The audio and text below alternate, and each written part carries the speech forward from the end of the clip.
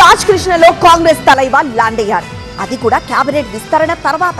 ఇంకేముంది, అగ్రనేతలు మొదలుకొని అసంతృప్త నేతల కార్లన్నీ రయ్యమంటూ తాజ్ కృష్ణకు క్యూ కట్టాయి. ఎటు చూసినా హస్తం నేతల హడావుడే కనిపించింది. నవ్వులు, బుజ్జగింపులు, అలకలతో అక్కడ నెక్స్ట్ లెవెల్ ఎమోషనల్ సీన్స్ కనిపించాయి. హోటల్ మేనేజ్మెంట్లో గ్లోబల్ కెరియర్ ప్లాన్ చేస్తున్నారా? అంతర్జాతీయ చదువు, ఫారెన్ జాబ్ ఛాన్స్ కోసం ఇండియా నంబర్ 1 హోటల్ స్కూల్ IIHMలో జాయిన్ అవ్వండి.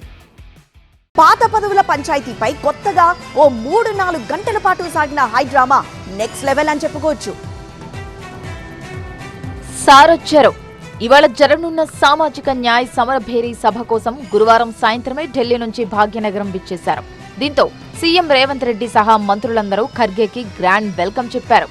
తెలంగాణలో కాంగ్రెస్ అధికారంలోకి వచ్చాక ఫస్ట్ టైం సిటీలో అడుగుపెట్టడంతో సన్మానాలు, సత్కారాలతో ఘన స్వాగతం పలికారు. ఇక తాజ్ కృష్ణలోకి ఖర్గే ఎప్పుడైతే వెళ్లారో అప్పుడు మొదలైంది అసలు కథ. కేబినెట్ లో బెర్త్ కోసం పోటీపడి నిరాశకు గురైన నేతలు మల్రెడ్డి రంగారెడ్డి, ప్రేమ్సాగర్ రావు, బాలు నాయక్, సుదర్శన్, పరిగి రామ్మోహన్ సహా పలువురు నేతలు హస్తం చీఫ్ ని వరుసబెట్టి కలిశారు. ముఖ్యంగా అసంతృప్త నేతలతో 1-to-1 మీటింగ్ నిర్వహించారు ఖర్గే.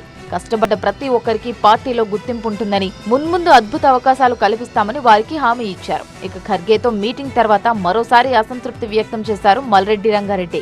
ఉమ్మడి 10 జిల్లాలకు 10 మంత్రి పదవులు ఇవ్వాల్సిందన్నారు. ఇచ్చిన జిల్లాకే మరిన్ని మంత్రి పదవులు ఇవ్వడం ఏం బాలేదని ఆవేదన వ్యక్తం చేశారు.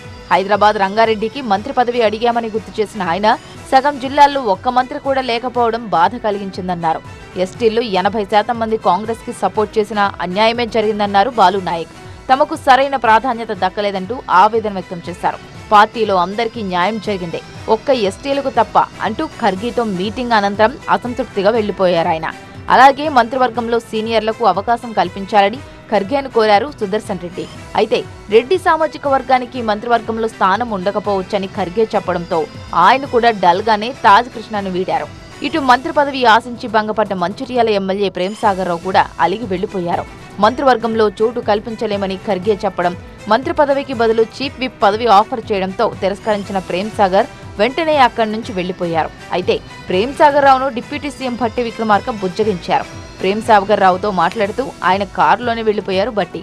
మొత్తంగా అలకలు, బుజ్జగింపులతో ఓ 3-4 గంటల పాటు తాజ్లో పొలిటికల్ డ్రామా నడిచింది. మరి అలిగి వెళ్లిపోయిన నేతలు ఏం చేయబోతున్నారు?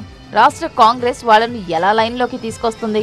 ఎలాంటి హామీలిచ్చి హ్యాపీ చేస్తుంది అన్నది ఇప్పుడు ఆసక్తికరంగా మారింది.